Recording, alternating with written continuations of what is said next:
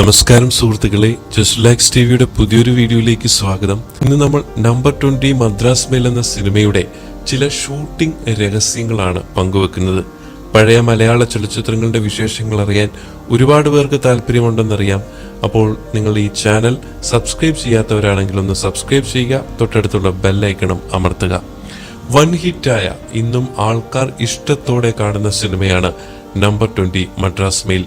സങ്കീർണമായ ഒരു suspense crime thriller എന്ന് ഈ സിനിമയെ വിശേഷിപ്പിക്കാം. ക്രൈം ത്രില്ലർ മാത്രമല്ല, ഒരുപാട് ഹാസ്യ രംഗങ്ങളും ഈ സിനിമയിൽ ഉണ്ട്. 32 വർഷം മുമ്പ് 1990 ഫെബ്രുവരിയിലായിരുന്നു ഈ സിനിമയുടെ റിലീസ്. മമ്മൂട്ടി എന്ന സിനിമാ നടനായി തന്നെ മമ്മൂട്ടി അഭിനയിച്ച സിനിമ എന്ന പ്രത്യേകതയും ഈ സിനിമയ്ക്കുണ്ട്. റോഡ് ഗതാഗതം ഇന്നത്തെ പോലെ വികസിച്ചിട്ടില്ലാത്ത കേരളത്തിൽ നിന്ന് ചെന്നൈയിലേക്ക് വിമാനങ്ങൾ അധികമില്ലാത്ത ആ കാലത്ത് സിനിമാക്കാരുടെ എല്ലാം ആശ്രയമായിരുന്നു നമ്പർ 20 മദ്രാസ് മെയിൽ. സൂപ്പർ താരങ്ങൾ മുതൽ സിനിമയിൽ ഭാഗ്യം അന്വേഷിച്ച് പുറപ്പെടുന്നവർ വരെ കാണും ഓരോ യാത്രയിലും. ഹരികുമാറിന്റെ കഥയെ അടിസ്ഥാനമാക്കി ഡെന്നിസ് ജോസഫാണ് ഈ സിനിമ എഴുതിയത്. ഇന്ത്യയിലെ തന്നെ മികച്ച സംവിധായകരിൽ ഒരാളായ ജോഷിയുടെ അണിയിച്ചൊരുക്കൽ. കമ്പ്യൂട്ടർ ഗ്രാഫിക്സ് പോലെയുള്ള സാങ്കേതിക വിദ്യകൾ വരുന്നതിന് മുമ്പുള്ള കാലം. എന്നിട്ടും ഇന്നും മലയാളികൾ പുതുമ നഷ്ടപ്പെടാത്തതുപോലെ ഈ സിനിമ കണ്ടുകൊണ്ടേയിരിക്കുന്നു. എന്തായിരിക്കും ആ കാഴ്ചകളുടെ രസതന്ത്രം? ആ രഹസ്യം വെളിപ്പെടുത്തുകയാണ് സംവിധായകൻ ജോഷി. ഈ സിനിമയുടെ പിന്നാമ്പുറ രഹസ്യങ്ങൾ അദ്ദേഹം തുറന്നു പറഞ്ഞത് ഇങ്ങനെ: തന്റെ ജീവിതത്തിൽ ഇത്രയും കഷ്ടപ്പെട്ട് മറ്റൊരു സിനിമ താൻ ഷൂട്ട് ചെയ്തിട്ടില്ല. ജോഷിയുടെ സംവിധാനത്തിൽ ഒരു മോഹൻലാൽ ചിത്രം ഒരുങ്ങുന്നു. ഡബിൾ റോളിലാണ് മോഹൻലാൽ. പ്രഗത്ഭരായ പലരും പിന്നണിയിലുണ്ട്. ഷൂട്ടിംഗ് തുടങ്ങാൻ ഏതാനും ദിവസങ്ങൾ മാത്രം ബാക്കി. കഥ വായിച്ചപ്പോൾ ജോഷിക്ക് പന്തികേട് തോന്നി. തട്ടിക്കൂട്ടി എഴുതിയതുപോലെ. മോഹൻലാൽ തിരക്കഥ വായിച്ച് ഓക്കെ പറഞ്ഞാൽ നമുക്ക് ചെയ്യാം, ജോഷി പറഞ്ഞു. ആ തിരക്കഥയിൽ അഭിനയിക്കാൻ മോഹൻലാൽ തയ്യാറാകില്ലെന്ന് ജോഷിക്ക് അത്ര ഉറപ്പായിരുന്നു. അങ്ങനെ ആ സിനിമ മാറിപ്പോയി. ആ സമയത്ത് നിർമ്മാതാവ് തരങ്കണി ശശി മോഹൻലാലിനെ സമീപിക്കുന്നു. മാറിപ്പോയ സിനിമയ്ക്ക് പകരം നമുക്കൊരു സിനിമ ചെയ്തുകൂടെ എന്ന് അദ്ദേഹം ചോദിക്കുന്നു. നല്ല കഥയുണ്ടെങ്കിൽ ചെയ്യാമെന്നായി മോഹൻലാൽ. ഡെന്നിസ് ജോസഫിന് അന്ന് തിരക്കോട് തിരക്കാണ്. സ്വന്തം സിനിമയായ അഥർവത്തിന്റെ ജോലികൾ നടക്കുന്നു. മണിരത്നവുമായിട്ടുള്ള സിനിമയുടെ ചർച്ചകളും. എങ്കിലും അദ്ദേഹം ലാലിനോട് 2 കഥകൾ പറഞ്ഞു. അതിൽ ഒന്ന് ലാലിന് ഇഷ്ടപ്പെട്ടു. നമുക്കുടൻ തന്നെ ചെയ്യാമെന്ന് സമ്മതവും മൂളി. നടൻ അശോകന്റെ മൂത്ത സഹോദരൻ ഹരികുമാർ പറഞ്ഞ കഥാന്തുവിൽ നിന്നാണ് ഡെന്നിസ് ജോസഫ് ഈ സിനിമയുടെ കഥ വികസിപ്പിക്കുന്നത്. തിരുവനന്തപുരത്ത് നിന്ന് പുറപ്പെടുന്ന ട്രെയിനും അതിൽ യാത്ര ചെയ്യുന്ന 3-4 ചെറുപ്പക്കാരും അവർ യാത്ര ചെയ്യുന്ന കമ്പാർട്ട്മെന്റിൽ ഒരു പെൺകുട്ടി കൊല്ലപ്പെടുന്നതുമായിരുന്നു ഹരികുമാർ പറഞ്ഞ കഥ. ജോഷിയും ഡെന്നിസ് ജോസഫും ഈ കഥ ഹരികുമാറിൽ നിന്ന് നേരത്തെ കേട്ടിരുന്നു. നല്ലൊരു സിനിമയ്ക്ക് വേണ്ടി വികസിപ്പിച്ചെടുക്കാവുന്ന പ്രമേയമാണെന്ന് അന്ന് അവർക്ക് തോന്നുകയും ചെയ്തു. അന്നത്തെ സമ്പ്രദായം അനുസരിച്ച് സ്റ്റുഡിയോയിൽ സെറ്റിട്ട് ഷൂട്ട് ചെയ്യാൻ ജോഷിക്ക് താല്പര്യമുണ്ടായിരുന്നില്ല. ഈ കഥ സിനിമയാക്കുകയാണെങ്കിൽ ഒറിജിനലായി തന്നെ ഷൂട്ട് ചെയ്യണം, അല്ലെങ്കിൽ ഈ സിനിമ വേറെ ആരെങ്കിലും ചെയ്യട്ടെ എന്ന തീരുമാനമായിരുന്നു അദ്ദേഹത്തിന്. അവസാനം ട്രെയിനിൽ വെച്ച് തന്നെ ഷൂട്ട് ചെയ്യാമെന്നുള്ള ധാരണയായി. 5 ലക്ഷം രൂപയാണ് ട്രെയിനിന് ഷൂട്ട് ചെയ്യാൻ വേണ്ടി റെയിൽവേയിൽ കെട്ടിവെക്കേണ്ട തുക. കൂടാതെ ഒരു ദിവസം ഷൂട്ട് ചെയ്യാൻ 25,000 രൂപ വാടകയും. 25 ലക്ഷം രൂപയുടെ ബഡ്ജറ്റിൽ സൂപ്പർ സ്റ്റാർ സിനിമ പുറത്തിറങ്ങുന്ന കാലമാണെന്ന്. എന്നിട്ടും ഒറിജിനൽ ട്രെയിൻ തന്നെ തിരഞ്ഞെടുക്കുവാൻ നിർമ്മാതാവ് തയ്യാറായി. കർശന നിർദ്ദേശങ്ങൾ റെയിൽവേയിൽ നിന്ന് വീണ്ടും ഉണ്ടായി. റെയിൽവേ അനുവദിക്കുന്ന ഏറ്റവും കുറഞ്ഞ റൂട്ടിൽ മാത്രമേ ചിത്രീകരണം അനുവദിക്കൂ. കേരളത്തിൽ അത്തരം ലൈനുകൾ കുറവായിരുന്നു. ഒടുവിൽ അക്കാലത്ത് ട്രെയിനുകൾ കുറവായ ഷൊർണൂർ നിലമ്പൂർ റൂട്ടിലാണ് ചിത്രീകരണം അനുവദിച്ചത്. സിനിമയിൽ നമ്മൾ കണ്ട നമ്പർ 20 മദ്രാസ് മെയിൽ ഓടിക്കൊണ്ടിരിക്കുന്നത് ഷൊർണൂർ നിലമ്പൂർ റൂട്ടിലായിരുന്നു. സിനിമയിൽ ഇടവേളയ്ക്ക് ശേഷമുള്ള രംഗങ്ങളാണ് ആദ്യം ചിത്രീകരിച്ചത്.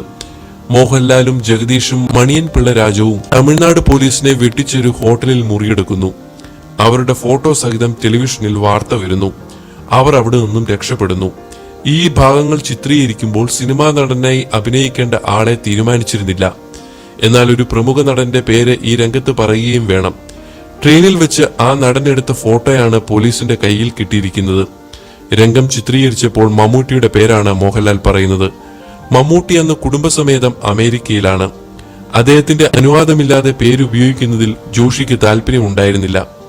എന്നാൽ ലാലിന് വിശ്വാസമുണ്ടായിരുന്നു മമ്മൂട്ടി ഈ സിനിമയിൽ ഗസ്റ്റ് റോളിൽ അഭിനയിക്കുമെന്ന്. അമേരിക്കയിൽ നിന്നെത്തിയ മമ്മൂട്ടി ഷൂട്ടിംഗ് പങ്കാളിയായി.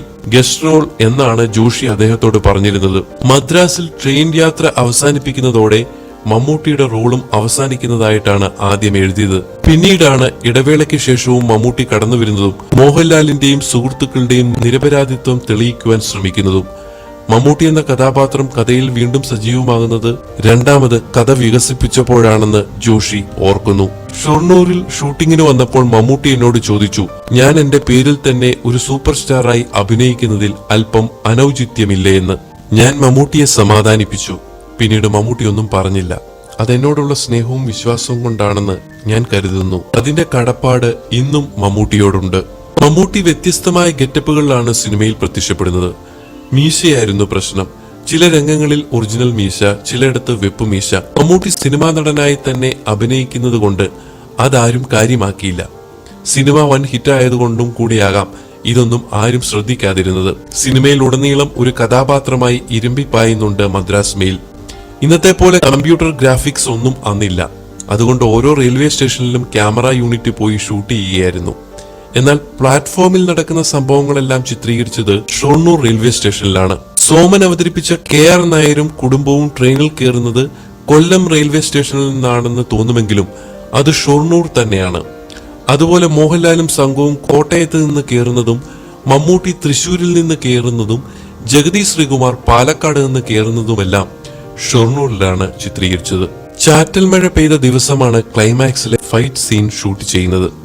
ട്രെയിൻ കമ്പാർട്ട്മെന്റിലാണ് ഫൈറ്റ് നടക്കുന്നത്. ഭാഷയാണ് സ്റ്റണ്ട് മാസ്റ്റർ. അദ്ദേഹത്തിന്റെ ടീമിലെ ഒരംഗത്തെ ഓടിക്കൊണ്ടിരിക്കുന്ന ട്രെയിനിന്റെ വാതിൽ നിന്ന് മോഹൻലാൽ ചവിട്ടി താഴെയിടുന്ന രംഗമാണ് ഷൂട്ട് ചെയ്യുന്നത്. 2 വട്ടം റിഹേഴ്സൽ നടന്നു. മോഹൻലാൽ ചെറുതായി ചവിട്ടുമ്പോൾ കമ്പിയിൽ പിടിച്ചു കുനിയണം. അതായിരുന്നു സീൻ. ടേക്കിൽ മോഹൻലാലിന്റെ ചവിട്ടുകൊണ്ട് അയാൾക്ക് വാതിൽപ്പടിയിൽ പിടികിട്ടിയില്ല. ഓടിക്കൊണ്ടിരുന്ന ട്രെയിനിൽ നിന്ന് അയാൾ തെറിച്ചു വീണു. ട്രെയിൻ ഓടിക്കൊണ്ടിരിക്കുകയാണ്. എല്ലാവരും പരിഭ്രാന്തരായി. ട്രെയിനിനടിയിലേക്ക് അയാൾ വീണിട്ടുണ്ടാകാം. എന്തും സംഭവിക്കാമെന്ന് ഷൂട്ടിംഗ് സ്ഥലത്തുണ്ടായിരുന്ന റെയിൽവേ ഉദ്യോഗസ്ഥർ പറഞ്ഞു. അയാളെ ജീവനോടെ തിരിച്ചു കിട്ടണേ എന്ന പ്രാർത്ഥനയിലായിരുന്നു എല്ലാവരും. മോഹൻലാൽ എന്ന നടനിലെ മനുഷ്യത്വം മറ്റുള്ളവർ തിരിച്ചറിഞ്ഞ സന്ദർഭം കൂടിയായിരുന്നത്. ചങ്ങല വലിച്ചു നിർത്തി. അപ്പോഴേക്കും അപകട സ്ഥലത്ത് നിന്ന് 1.5 കിലോമീറ്റർ പിന്നിട്ടിരുന്നു ട്രെയിൻ. മഴ നന്നായി കനത്തിരുന്നു. കൂരിരുട്ട്, ചെളി നിറഞ്ഞ വഴി, ഇഴയന്തുക്കളുടെ ശല്യവുമുണ്ട്. എന്നിട്ടും അപകട സ്ഥലത്തേക്ക് ആദ്യം ഓടിയെത്തിയത് മോഹൻലാലാണ്. ഒരു കുറ്റിക്കാട്ടിൽ കിടന്നിരുന്ന അയാളെ വാരിയെടുത്ത് മോഹൻലാൽ ആശുപത്രിയിലേക്ക് ഓടി. ഭാഗ്യം കൊണ്ട് ജീവൻ തിരിച്ചു കിട്ടി. കൈയും കാലും ഒടിഞ്ഞിരുന്നു. നട്ടലിനും പരിക്കേറ്റു. 1 മാസത്തെ ചികിത്സ വേണ്ടി വന്നു ആശുപത്രി വിടാൻ. സാമ്പത്തികമായും അദ്ദേഹത്തെ മോഹൻലാൽ സഹായിച്ചു. പക്ഷേ വിധി മറ്റു ചിലത് തീരുമാനിച്ചിട്ടുണ്ടല്ലോ. 4-5 വർഷങ്ങൾക്ക് ശേഷം ഒരു തമിഴ് സിനിമയുടെ സെറ്റിൽ വെച്ച് ഇതുപോലൊരു അപകടത്തിൽപ്പെട്ട് അയാൾക്ക് ജീവൻ നഷ്ടമായി. ഭാഷ തന്നെയാണ് ഈ വിവരം തന്നെ അറിയിച്ചതെന്നും ജോഷി പറയുന്നു. തീവണ്ടിയിൽ നടക്കുന്ന കഥയാണെങ്കിലും സിനിമയ്ക്ക് വേണ്ടി നല്ലൊരു സൈക്കിൾ ചേസിംഗും ചിത്രീകരിച്ചിരുന്നു. ഷൊർണൂർ വടക്കാഞ്ചേരി റൂട്ടിൽ വെച്ചായിരുന്നു അത്.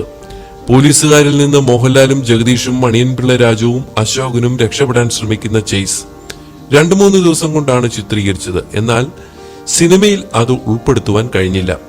ജഗദീഷ് അവതരിപ്പിച്ച കുമ്പളം ഹരി എന്ന യുവജന രാഷ്ട്രീയ നേതാവിന് ഒരു അപരനുണ്ടായിരുന്നു.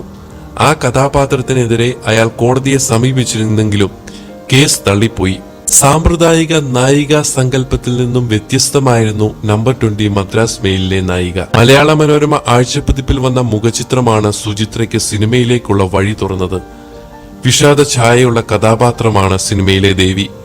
ജോഷി പറയുന്നത് ഇങ്ങനെ: സിനിമ ഹിറ്റായി ഓടിക്കൊണ്ടിരിക്കുന്ന സമയം ഞാനൊരു യാത്രയ്ക്ക് എയർപോർട്ടിൽ നിൽക്കുകയാണ്. അവിടെ വെച്ച് നടി സരിതയെ കണ്ടു. അവർ സിനിമ കണ്ടിരുന്നു. അവർ എന്നോട് ചോദിച്ചു, മോഹൻലാൽ ശരിക്കും മദ്യപിച്ചിട്ടാണോ അതിൽ അഭിനയിച്ചതെന്ന്. സത്യം എന്താണെന്ന് വെച്ചാൽ ആയുർവേദ ചികിത്സയുടെ ഭാഗമായി മാസങ്ങളായി മോഹൻലാൽ പഥ്യത്തിൽ ആയിരുന്ന സമയത്താണ് സിനിമയുടെ ഷൂട്ടിംഗ്. ഞാൻ ആ കാര്യം ചിരിയോടെ പറഞ്ഞെങ്കിലും സരിത വിശ്വസിച്ചില്ല. അത്രയ്ക്ക് ഒറിജിനാലിറ്റി ഉണ്ടായിരുന്നു ലാലിന്റെ അഭിനയത്തിന്. സിനിമയിൽ മമ്മൂട്ടിക്ക് മുന്നിൽ മിമിക്രി കാണിക്കുന്നുണ്ട് മോഹൻലാൽ. KP ഉമ്മറിന്റെയും ശങ്കരാടിയുടെയും ശബ്ദമാണ് ലാൽ അനുകരിക്കുന്നത്. യഥാർത്ഥത്തിൽ ശങ്കരാടി ചേട്ടനും ഉമ്മറും സ്റ്റുഡിയോയിൽ വന്ന് ഡബ് ചെയ്ത ശബ്ദമാണ് നമ്മൾ സിനിമയിൽ കേൾക്കുന്നത്. നമ്പർ 20 മദ്രാസ് മെയിലിന്റെ ഈ സിനിമാ വിശേഷങ്ങൾ നിങ്ങൾക്ക് എല്ലാവർക്കും ഇഷ്ടമായെന്ന് വിചാരിക്കുന്നു. അടുത്ത വിശേഷങ്ങളുമായി വീണ്ടും കാണാം. എല്ലാവർക്കും നന്ദി, നമസ്കാരം.